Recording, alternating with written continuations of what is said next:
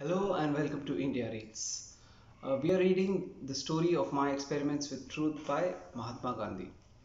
Let's start with today's reading. Spirit of service. My profession progressed satisfactorily, but that was far from satisfying me. The question of further simplifying my life and of doing some concrete action of service to my fellow men had been constantly agitating me, and when a leper came to my door, I had not the heart to dismiss him with a meal. So I offered him shelter, dressed his wounds, began to look after him. But I could not go on like that indefinitely. I could not afford. I lacked the will to keep him always with me. So I sent him to the government hospital for indentured labours. But I was ill at ease. I longed for some humanitarian work of a permanent nature. Dr. Booth was the head of the St. Aidan's mission. He was a kind-hearted man and treated his patients free. Thanks to past C. Rustamji's charities, it was possible to open a small charitable hospital under Dr. Booth's charge. I felt strongly inclined to serve as a nurse in the hospital. The work of dispensing medicines took from 1 to 2 hours daily, and I made up my mind to find the time from my office work so as to be able to fill the place of a compounder in the dispensary attached to the hospital. Most of my professional work was chamber work, conveyancing, and arbitration. I, of course, used to have a few cases in the magistrates' court, but most of them were of a non controversial character. And Mr. Khan, who had followed me to South Africa and was then living with me, undertook to take them if I was absent. So I found the time to serve in a small hospital. This meant 2 hours every morning, including the time taken in going to and from the hospital. This work brought in some peace. It consisted in ascertaining the patient's complaints, laying the facts before the doctor, and dispensing the prescriptions.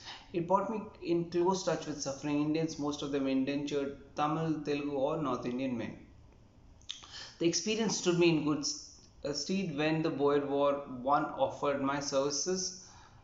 When during the Boer War, I offered my services for nursing the sick and wounded soldiers. The question of rearing of children had never been before me.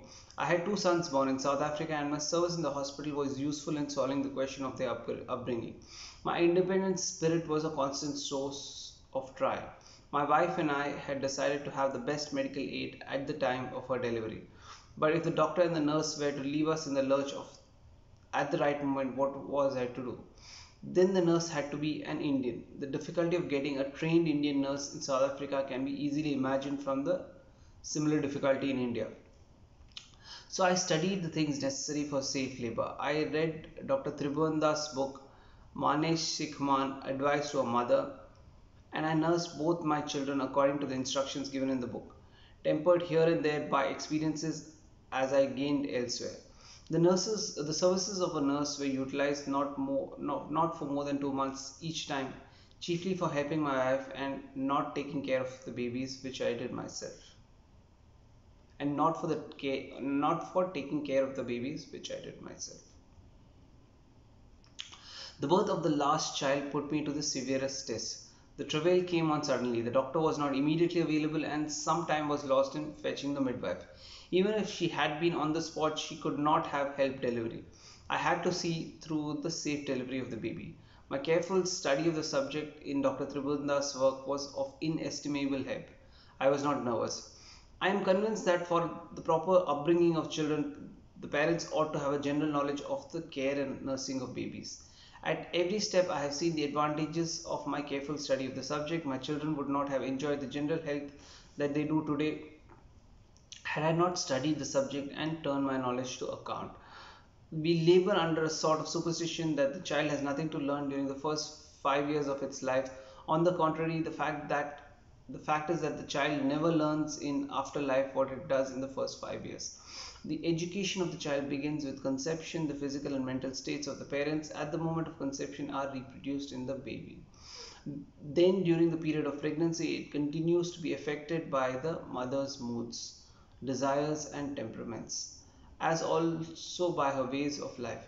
After birth, the child imitates the parents and for a considerable number of years entirely depends on them for its growth. The couple who realize these things will never have sexual union for the fulfillment of their lust, but only when their desire is shown.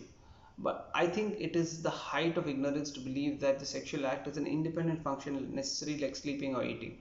The world depends on it for its existence, for the act of generation, and as the world is the playground of God and a reflection of His glory, the act of generation should be controlled for the ordered growth of the world.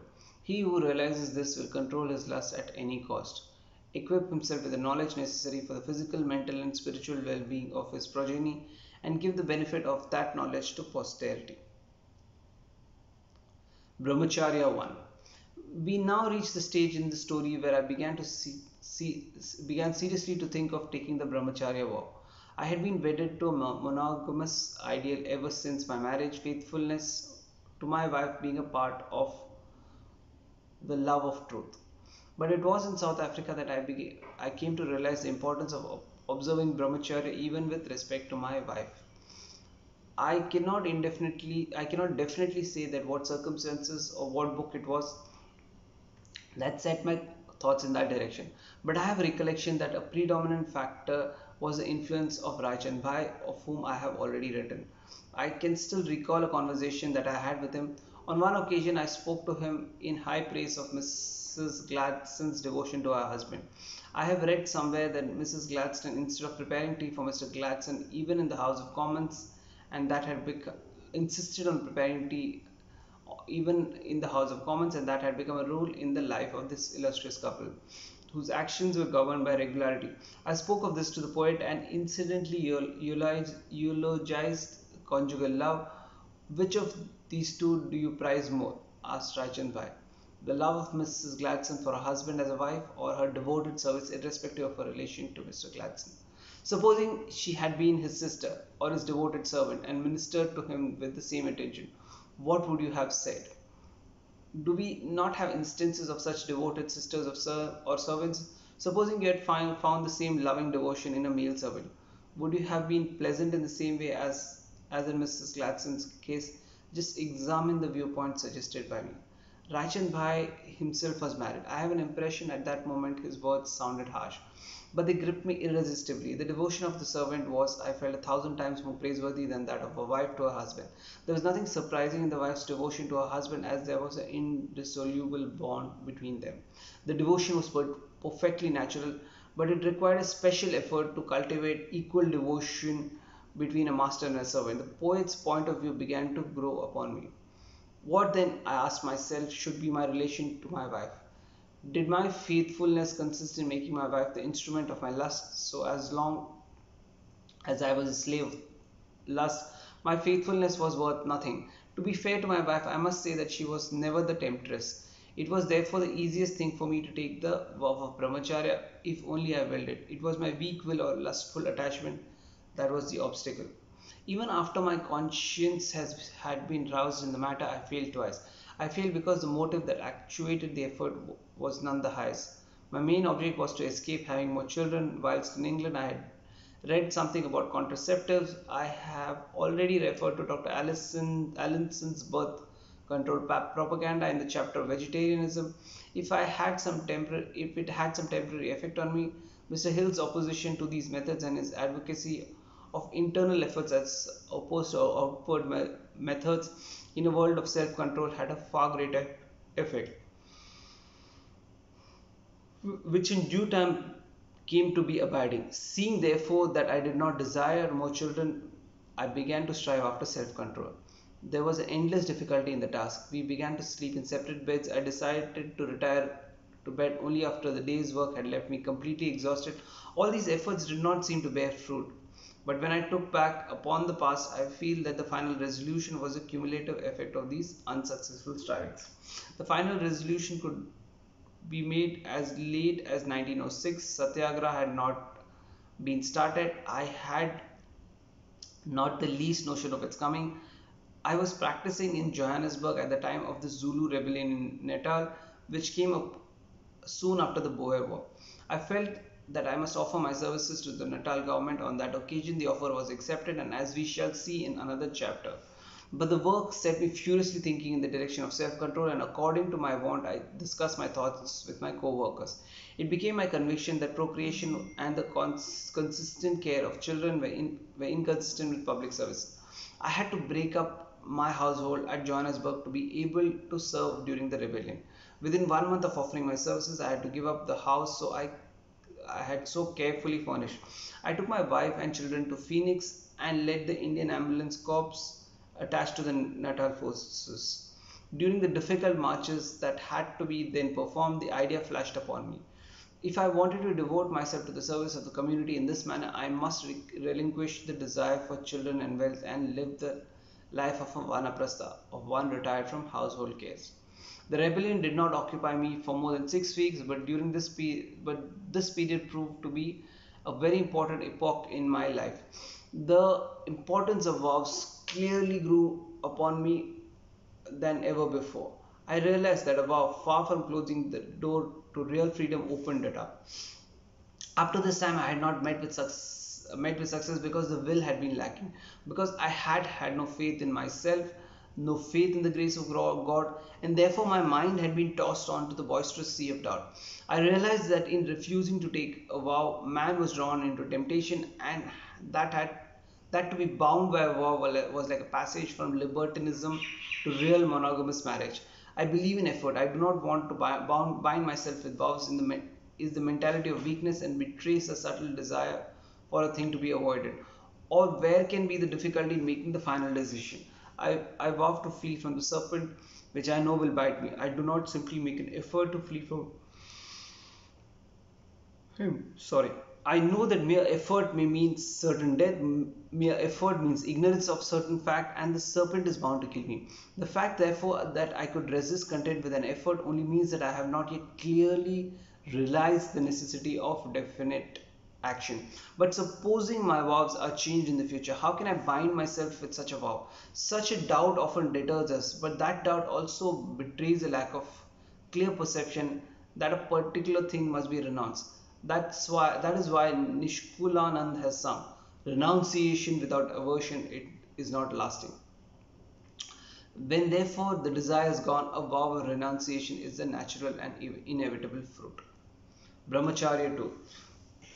After full discussion and mature deliberation, I took the vow in 1906. I had not shared my, my thoughts with my wife till then, but only consulted her at the time of taking the vow. She had no objection, but I had great difficulty in making the final resolve. I had not the necessary strength. How was I to control my passions? The elimination of carnal relationship with one's wife seemed then a strange thing, but I launched forth with faith in the sustaining power of God. As I look back upon the 20 years of the vow, I am filled with pleasure and wonderment.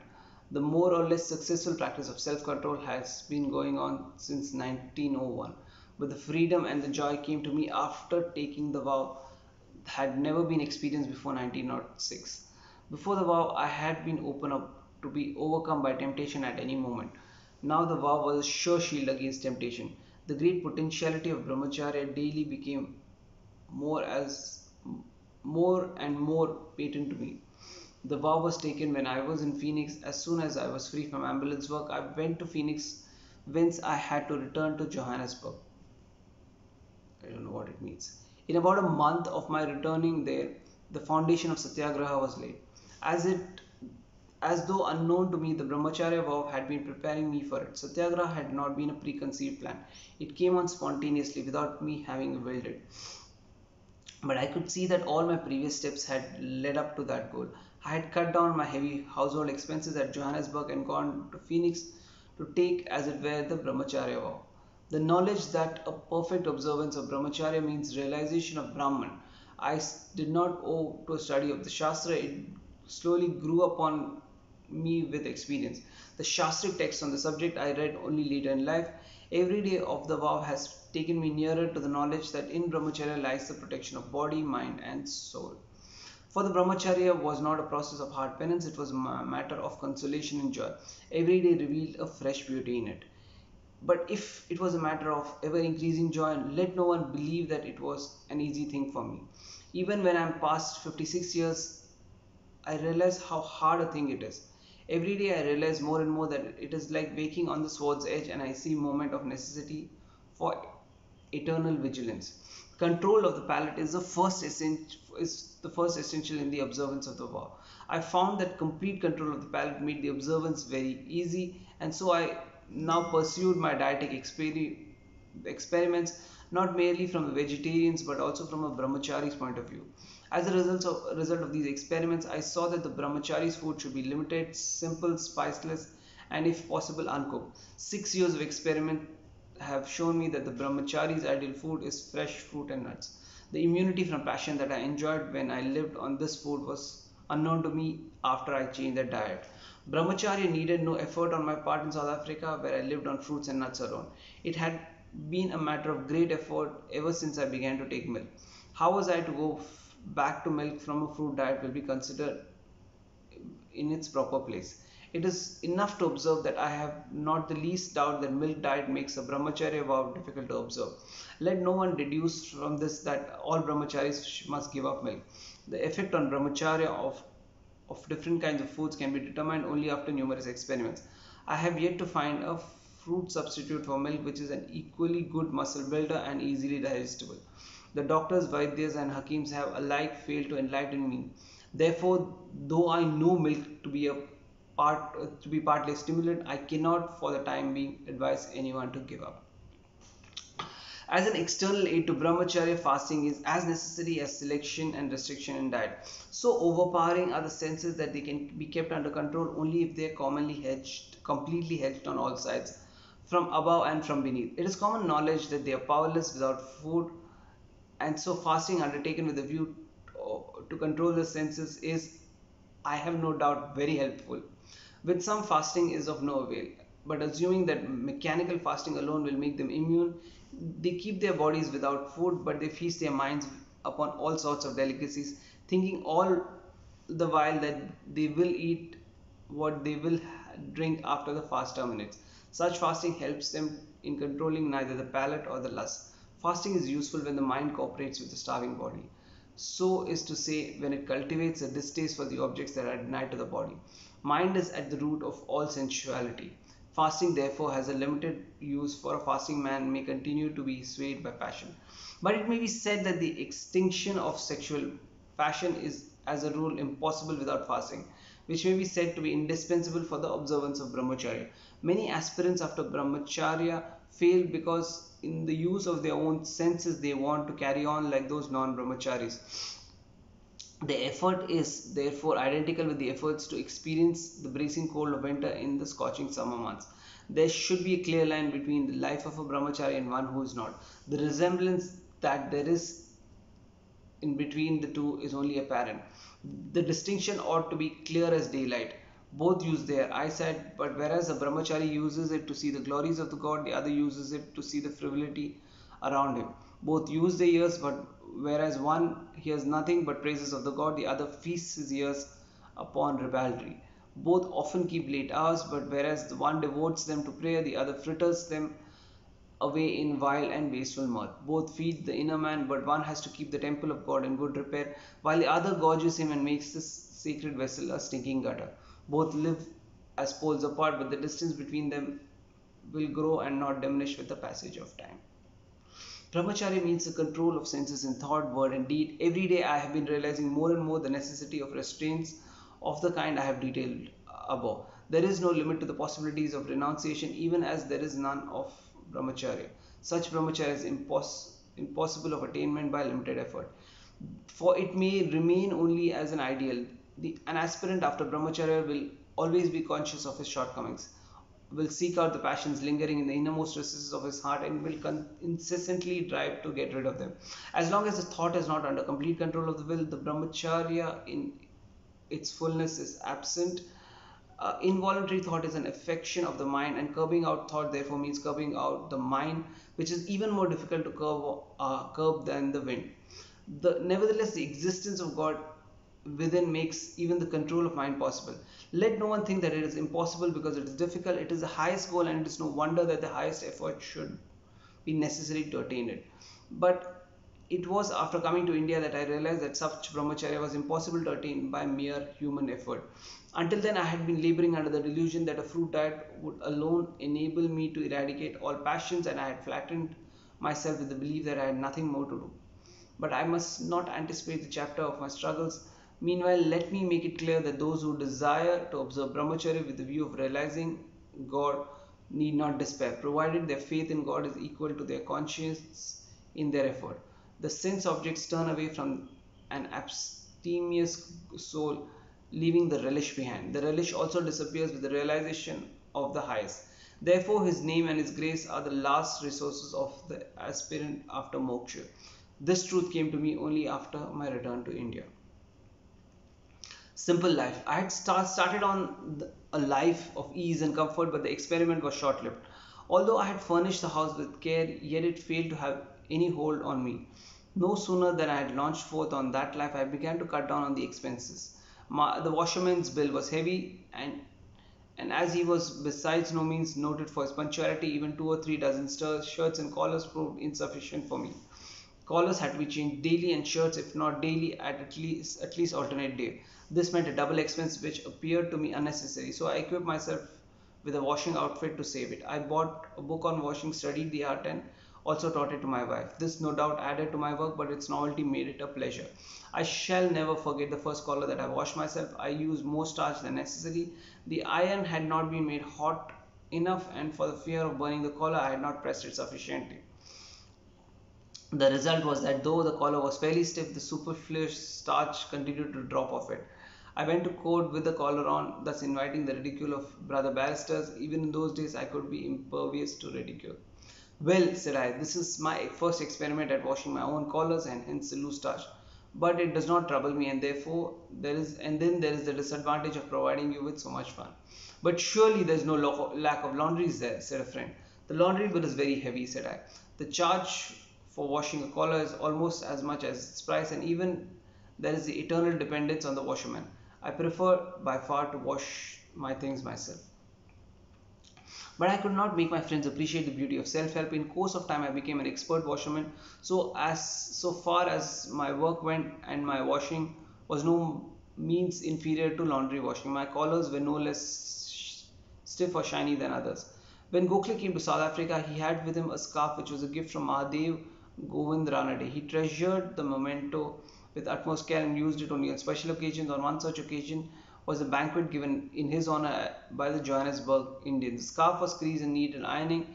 It was not possible to send it to the laundry and get it back on time. I offered to try my art. I can trust to your capacity as a lawyer, but not as a washerman, said Gokhale. What if you should soil it? Do you know what it means to me? With this, he narrated with so much joy the story of the gift. I still insisted on guaranteeing good work, got his permission to it, and won a certificate. After that, I did not mind if the rest of the world refused me its certificate. In the same way as I freed myself from slavery to the washerman, I threw off the dependence of the barber. All people who go to England learn there at least the art of shaving, but none to my knowledge learn to cut their own hair. I had to learn that too. I also have to learn. Yeah. I once went to an English haircutter in Pretoria. He contemptuously refused to cut my hair. I certainly felt hurt, but immediately purchased a pair of clippers and cut my hair before the mirror. I succeeded more or less in cutting the front hair, but spoiled my back. The friends in the court shook with laughter. What is wrong with your hair, Gandhi? Rats have been at it? No, the white barber would not condescend to touch my black hair, said I, so I prefer to cut it myself no matter how badly. The reply did not surprise the friends. My barber was not at fault in having refused to cut my hair. There was every chance of losing his custom if he should serve black men. We do not allow our barbers to serve our untouchable brethren. I got the reward of this in South Africa not once but many times, but the conviction that it was a punishment for our own sins saved me from becoming angry. The extreme forms in which my passion for self-help and simplicity ultimately expressed itself will be described in their proper places. The seed had been long sown. It only needed watering to take root, to flower, to fructify, and the watering came in due course. The Boer War. I must skip my other experiences of the period between 1897 and 1899 and come straight to the Boer War. When the war was declared, my personal sympathies were with the Boers. But I believe then I had no right in such cases to enforce my individual conviction. I have minutely dealt with the inner struggles regarding that in my history of Satyagraha in South Africa, and I must not repeat the argument here. I invite the curious to turn those passages. Suffice it is to say that my loyalty to the British rule drove me to participation with the British in that war. I felt that if I demanded rights as a British citizen, it was also my duty as such to participate in the defense of the British Empire. I had held that India could achieve her complete emancipation only within and through the British Empire. So I collected together as many comrades as possible, and with great difficulty got their services accepted as ambulance corps. The average Englishman believed that the Indian was coward, incapable of taking risks and looking beyond his immediate self-interest. Many English friends therefore threw cold water on my plan, but Dr. Booth supported it wholeheartedly. He trained us in ambulance work. We secured the medical certificates of fitness for service. Mr. Lawton and the late Mr. Escombe enthusiastically supported the plan, and we applied at last for service at the front. The government thankfully acknowledged our application but said that our services were not then needed. I would not rest satisfied, however, with this refusal.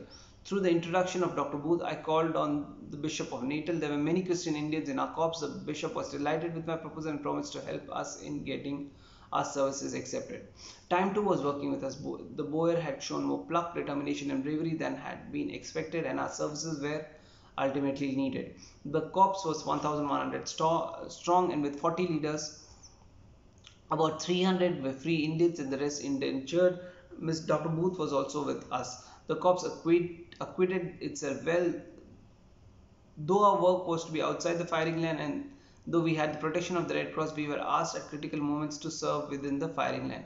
The reservation had not been our seeking. The authorities did not want us to be within the range of fire. The situation, however, was changed with the repulse of the Spion Corps, and General Buller sent the message that though we were not bound to take the risk, government would be thankful if we would do so and fetch the wounded from the field. We had no hesitation, and so the action at Spine Corps found us working within the firing range. During these days, we had to march from 20 to 25 miles a day, bearing the wounded on stretchers. Amongst the wounded, we had the honor of carrying soldiers like General Woodgate. The corps was disbanded after 6 weeks' services.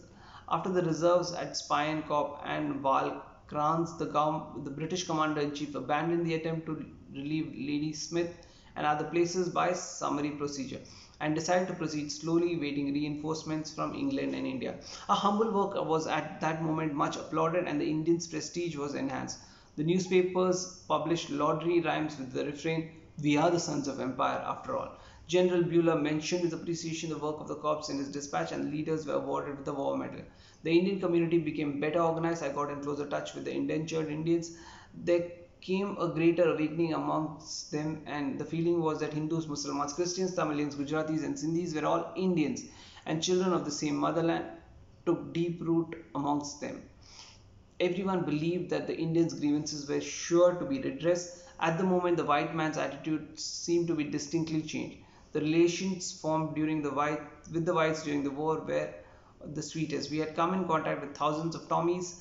They were friendly with us and thankful for being there to serve them.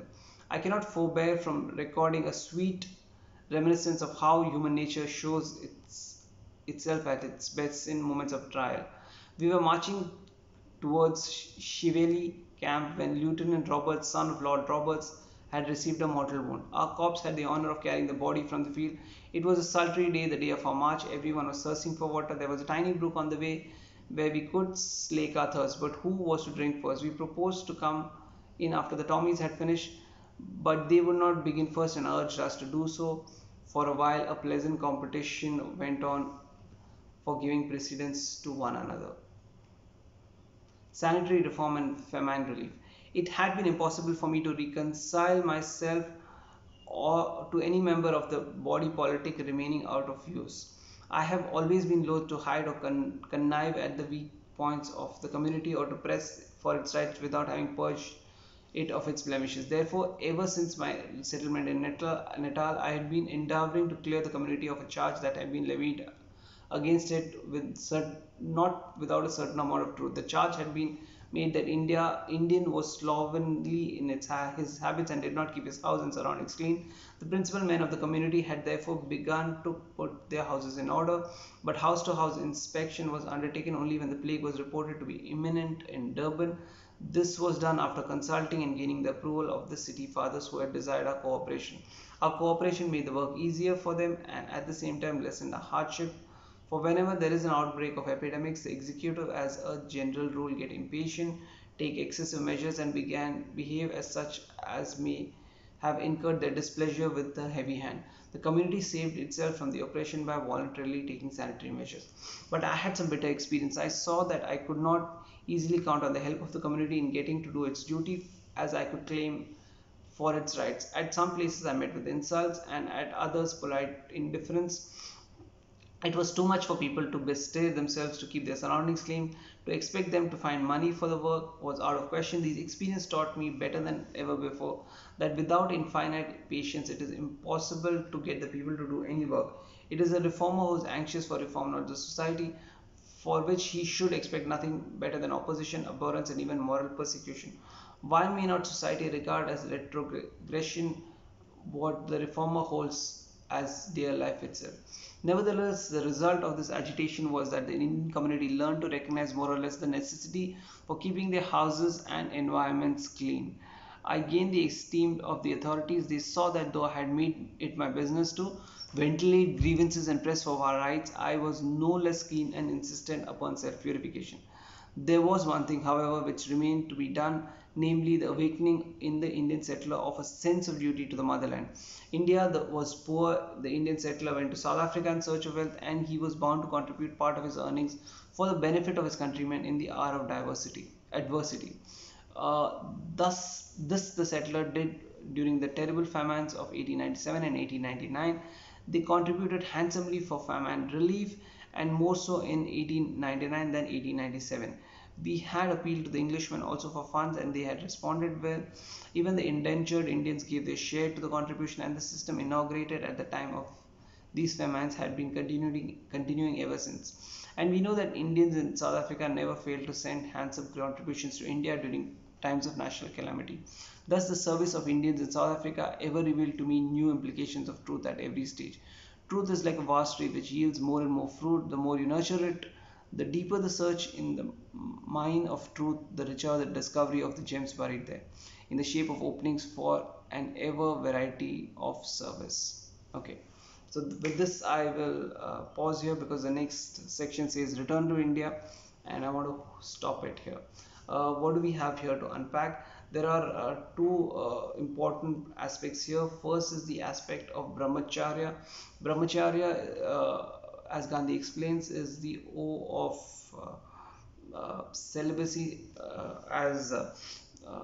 as indicated in the Hindu Shastras, but he is not so much bothered about the Hindu Shastras. He is looking at the necessity of brahmacharya was or the vow of celibacy was to Gandhi initially a practical thing because he had too many kids and he did not have the and his understanding of birth control or his appreciation of birth control was limited at that point of time.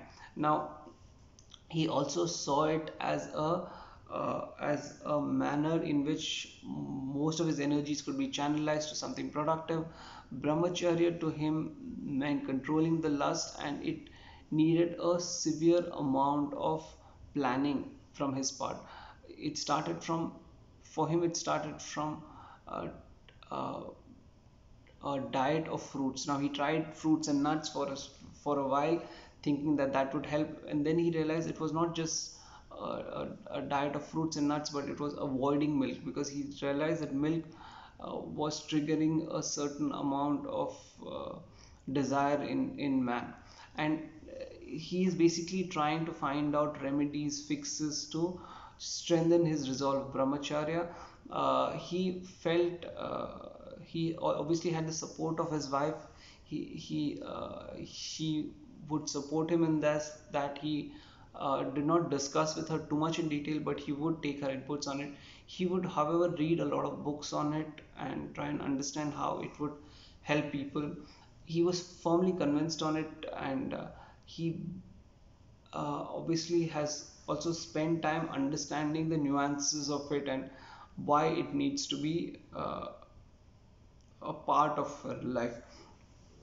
Now, one of the things that he did at that point of time is that he kept himself very busy. He and his wife started sleeping on separate beds. He would come to sleep only when he was completely exhausted after working out throughout the day. There was also this period where uh, the Boer War was happening, so he would be doing a lot of work in the ambulance corps. This is the period between 1896 or 18 and 1899.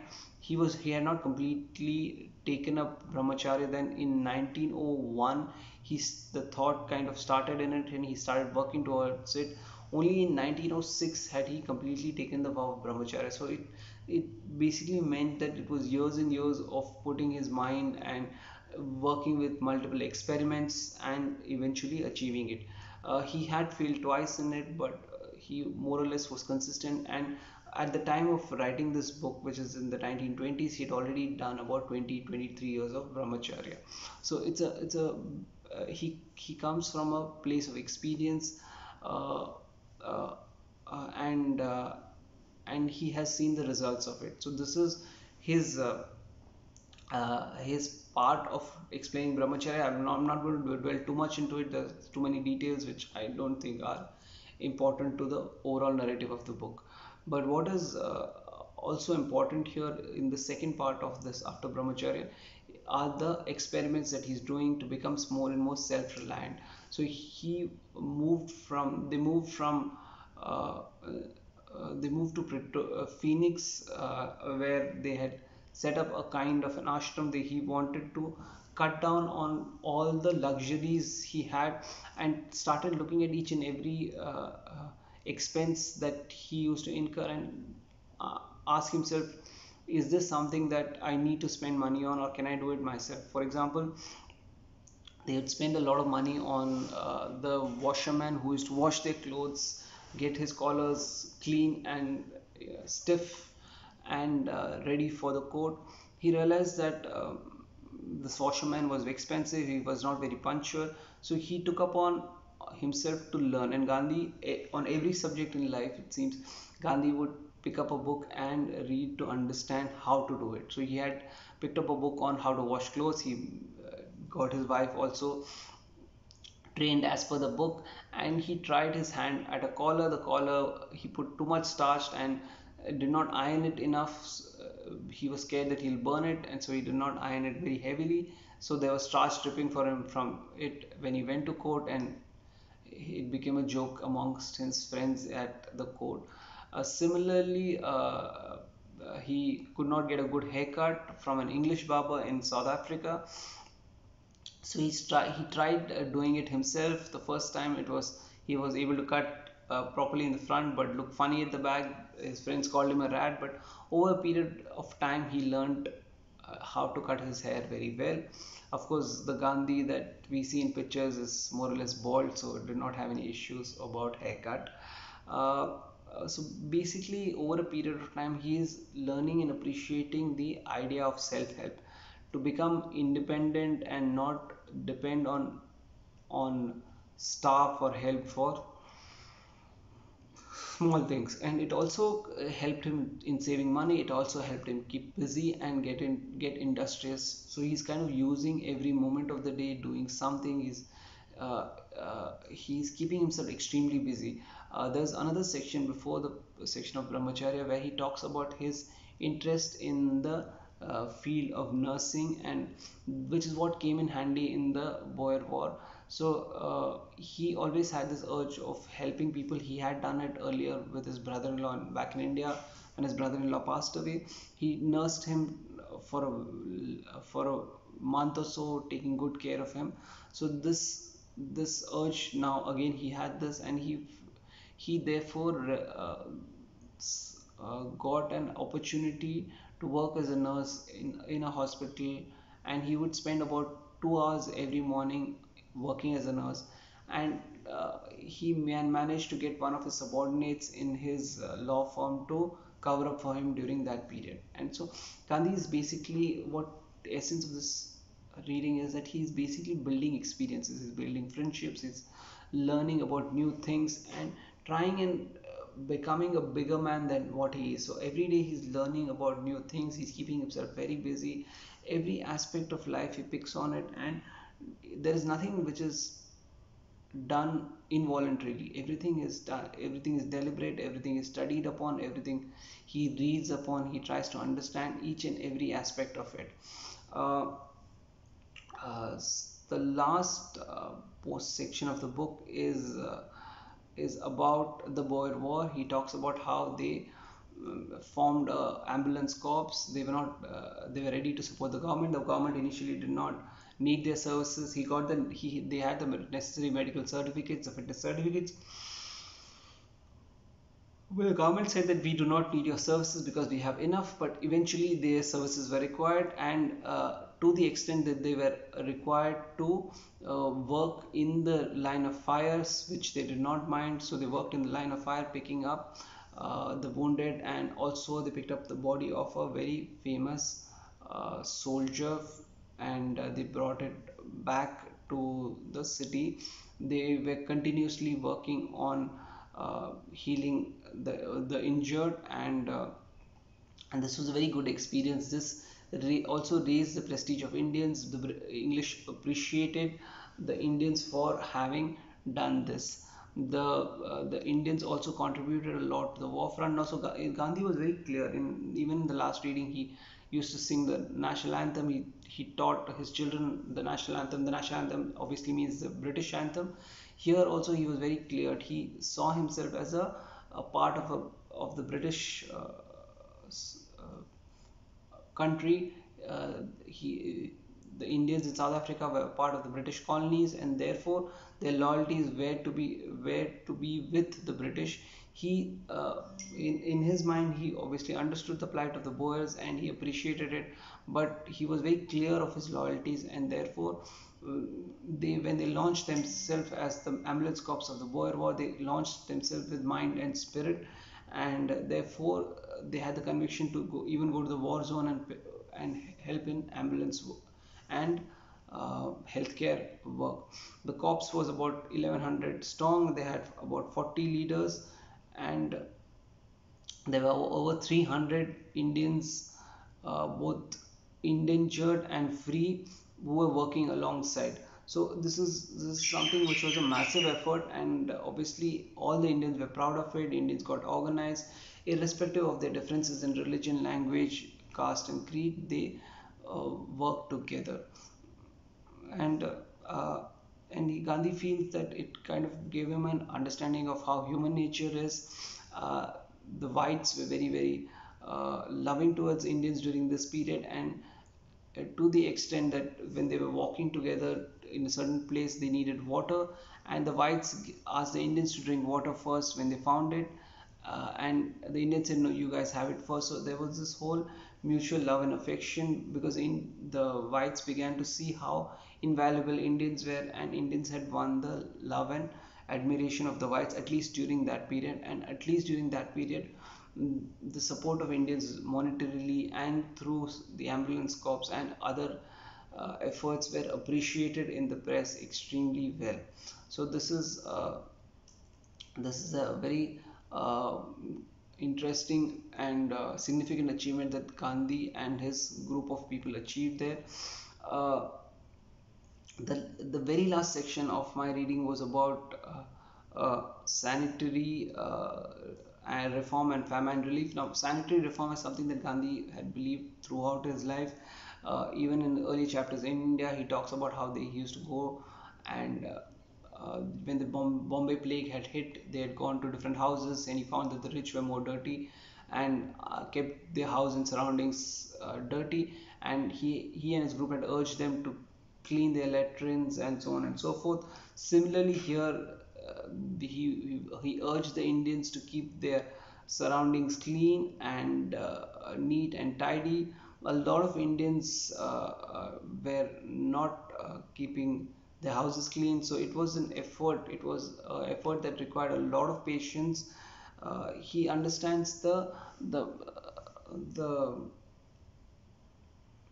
he understands the possibly the laziness behind it, but he wants that reform to happen first in the mind of keeping the house and the surroundings clean. And it also helps in elevating the respect and prestige of the community, that people start looking at you differently. So that also is equally important, as important is for your own health and safety, and and living a clean, decent, better life. So this is where he kind of ends it. Obviously, with this, like I said, the South Africa section is going to get over. It has been an interesting read for me. I know I have glossed over many aspects of it because there is so much to unpack in every chapter, but I picked out one or two things from what I remember and what I keep referring back to. I hope you enjoy this. Do drop in your comments, and if you have any suggestions, do drop in. And thank you very much. I will see you in the next chapter.